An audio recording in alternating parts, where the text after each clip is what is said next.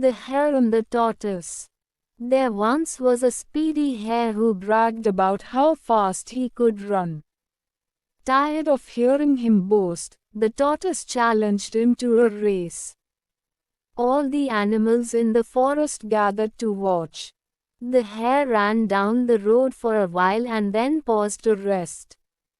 He looked back at the tortoise and cried out, "How do you expect to win this race when you are walking along at your slow pace?" The hare stretched himself out alongside the road and fell asleep, thinking, "There is plenty of time to relax." The hare and the tortoise. The tortoise walked and walked, never ever stopping until he came to the finish line. The animals who were watching cheered so loudly for Tortoise that they woke up the hare.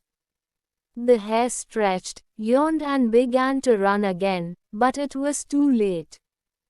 Tortoise had already crossed the finish line. Moral: slow and steady wins the race. This is the story that we have all grown up with. But recently, 2 additions have been proposed to the story. Addition 1. After being defeated by the tortoise, the hare did some soul-searching.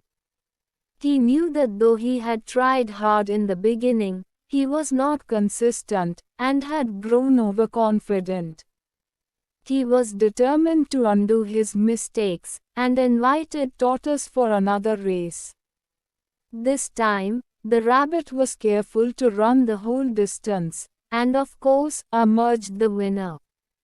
Moral: fast and consistent may be better than slow and steady. Addition 2. Well, after emerging the loser in the second race, the tortoise thought long and hard. He knew that in any traditional terrain, the hare would win if he was fast and consistent.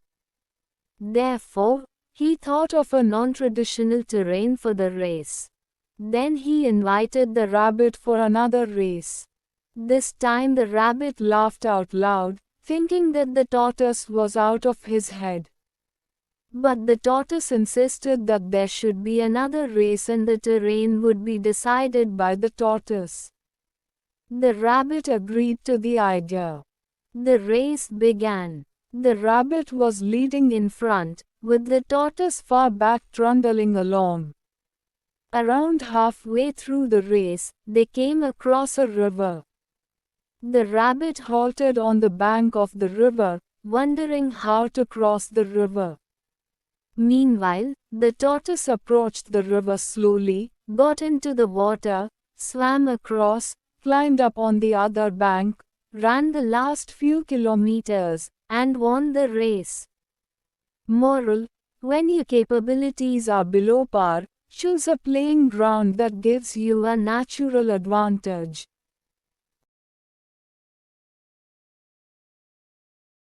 Proud red rose. One beautiful spring day a red rose blossomed in a forest. As the rose looked around, a pine tree nearby said, "What a beautiful flower! I wish I was that lovely." Another tree said, "Dear pine, do not be sad. We cannot have everything."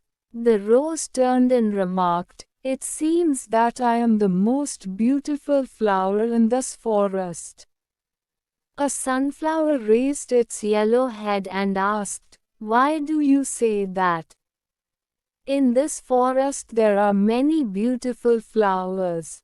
You are just one of them." The red rose replied, "I see everyone looking at me and admiring me."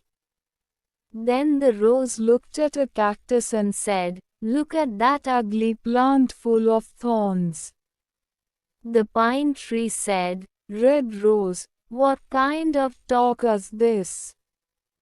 Who can say what beauty is? You have thorns too." The proud red rose looked angrily at the pine and said, "I thought you had good taste. You do not know what beauty is at all. You cannot compare my thorns to that of the cactus. What a proud flower, thought the trees. The rose tried to move its roots away from the cactus, but it could not move. As the days passed, the red rose would look at the cactus and say insulting things, like "This plant is useless. How sorry I am to be his neighbor."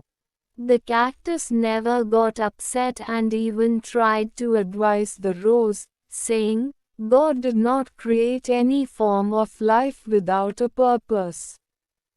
Spring passed, and the weather became very warm. Life became difficult in the forest, as there was no rain. The red rose began to wilt. One day the rose saw sparrows stick their beaks into the cactus and then fly away, refreshed. This was puzzling, and the red rose asked the pine tree what the birds were doing. The pine tree explained that the birds were getting water from the cactus. "Does it not hurt when they make holes?" asked the rose. "Short stories, sparrow." "Yes, but the cactus does not like to see the birds suffer," replied the pine. The rose opened its eyes in wonder and exclaimed, "The cactus has water. Yes, you can also drink from it. The sparrow can bring water to you if you ask the cactus for help." The red rose felt too ashamed to ask for water from the cactus, but finally it did ask for help. The cactus kindly agreed. The birds filled their beaks with water and watered the rose's roots. Thus the rose learned a lesson and never judged anyone by their appearance again.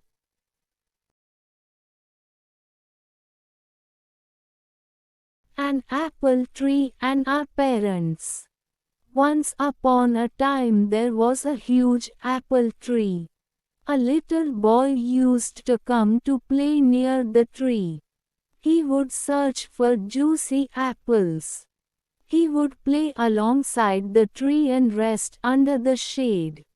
The tree was overjoyed after meeting this little bundle of joy. One day, the tree was surprised to see that boy approaching it with a sad face.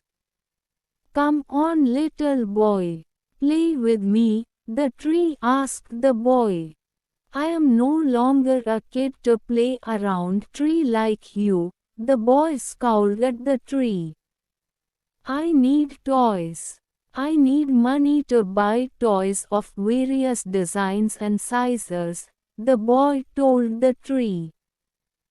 "Sorry, my dear boy. I do not have money to give you. But you can pick all my apples and sell them. That will give you adequate money to buy toys of your choices," replied the tree in soothing voice. The boy grabbed all the apples and left happily. He sold the apples and got money.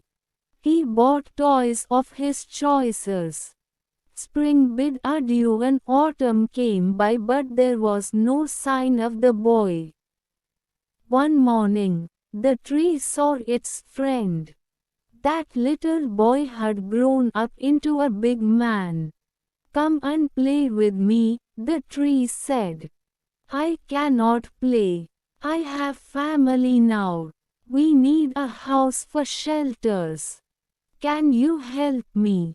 The man replied. "Sorry, I do not have any house. But you can chop off my branches to build your house," the tree told the man.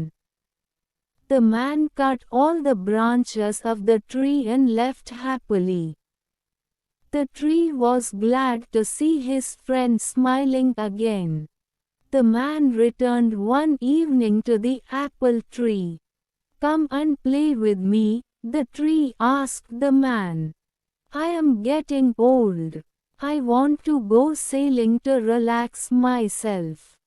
Can you give me a boat?" the man asked the apple tree. Use my trunk to build your boat, the tree told the man. He cut off the trunk and made a boat out of it. He went sailing and never showed up for a long time. The man returned after many years. Sorry, my boy, but now I do not have anything to offer to you. I have nothing for you anymore.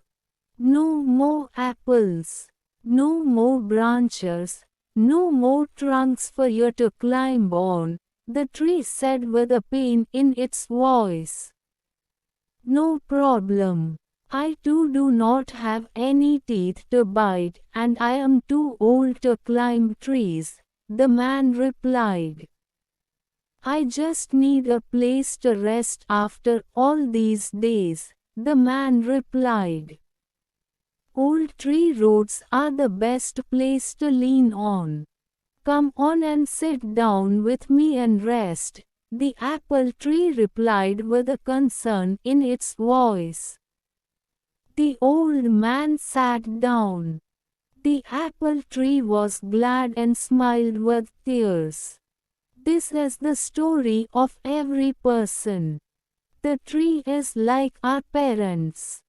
When we were young, we could not have imagined our life without them. But as we grow up, we leave them. No matter what, parents will always be there and give us everything to make us happy.